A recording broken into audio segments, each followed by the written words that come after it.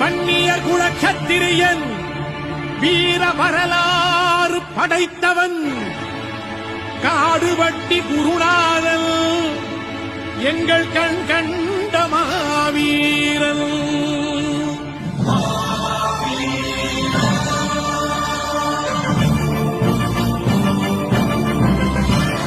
மாவீரன் மறையவில்லை மண்ணுக்குள்ளே, அவன் மலை போல எழுந்து விட்டான் மனசுக்குள்ளே. அவன் மலை போல எழுந்து விட்டான் மனசுக்குள்ளே, எங்கள் மனசுக்குள்ளே.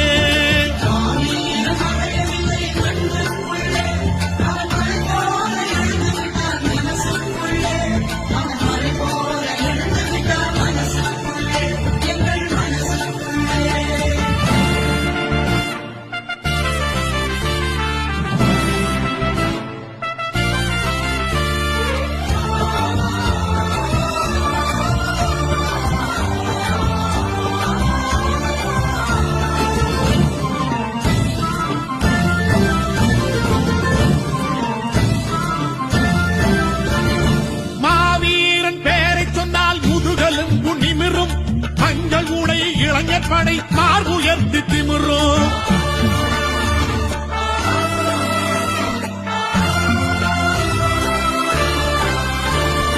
மாவீரன் பேரை சொன்னால் முதுகலும் நிமிரும். மஞ்சள் உடை இளைஞர் படை மார்புயர்த்தி திமிரும். கண்ணை திறந்து பாரடா கையை வீசி நடப்பான். கண்ணை திறந்து பாரடா கையை வீசி நடப்பான். காதை திறந்து கேளடா கர்ஜனையாய் கடிப்பான். உன் காதை திறந்து கேளடா கர்ஜனையாய் கடிப்பான்.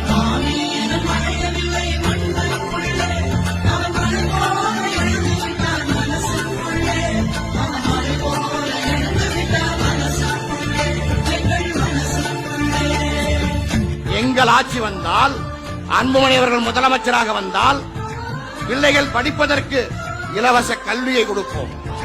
படித்த இளைஞர்களுக்கு வேலை வாய்ப்பு வழங்குவோம். என்ன உருவாக்கிய தலைவர் யார் தெரியுமா? தமிழின போராளி. ஐயா என்ன சொல்றார்? இந்த நாட்டு பிள்ளைகளுக்கு கல்வியை கொடுங்க, நீ படிக்கணும். இந்த மாணவர்கள் படிச்சுட்டு டாக்டரா வரணும், இன்ஜினியரா வரணும், கலெக்டரா வரணும் சொல்ற. உனக்கு இடஒதுக்கீடு வாங்கி தரேன், உனக்கு வேலை வாய்ப்பு வாங்கி தரேன், உன் வறுமையை விரட்டுறேன்னு சொல்லி இந்த ஒட்டுமொத்த வன்னிய மக்களையும் ஒன்று சேர்ந்ததால் தான் இன்றைக்கு ஐயா வந்த பிறகுதான் இன்றைக்கு தமிழ்நாடு தப்பிச்சு. தீண்டாமை ஒழிய வேண்டும் என்று சேரிக்கு சென்று போராடிய ஒரே தலைவர் இந்தியாவில் எங்களுடைய இனவாழ காவலர் மறுப்பிரியா மட்டும்தான். மாமன்னன் ராஜராஜன் பேர பிள்ளை, மாமன்னன் ராஜராஜன் பேர பிள்ளை, எங்கள் மருத்துவர் ஐயாவில் மூத்த பிள்ளை, எங்கள் மருத்துவர் ஐயாவில் மூத்த பிள்ளை.